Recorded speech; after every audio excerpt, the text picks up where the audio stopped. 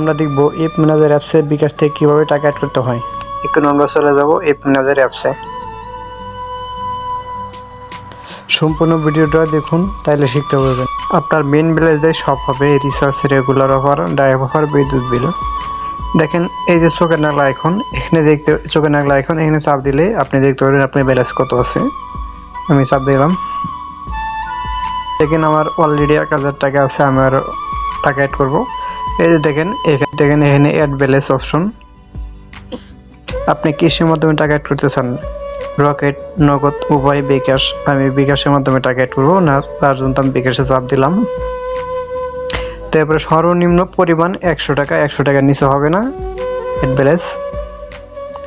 আমি 100 দিয়ে next TV দিলাম।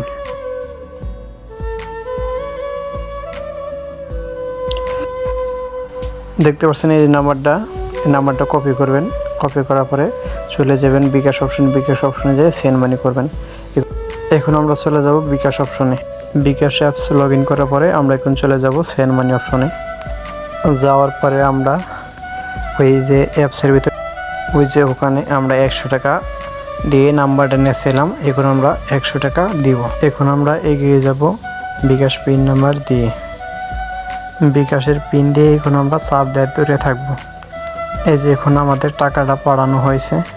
এখন আমাদের কি করতে হবে, এই ট্রানজাকশন আইডিটা কপি করতে হবে।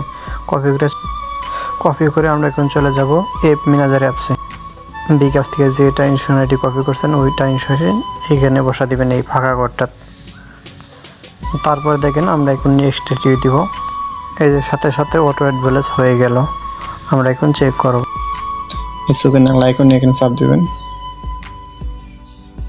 এই যে আমাদের মোট 1100 টাকা হচ্ছে, আগে ছিল 1000 টাকা, এখন 100 টাকা অ্যাড করছে। এই যে দেখাচ্ছে মোট 1100 টাকা অ্যাড হয়ে গেছে টাকা।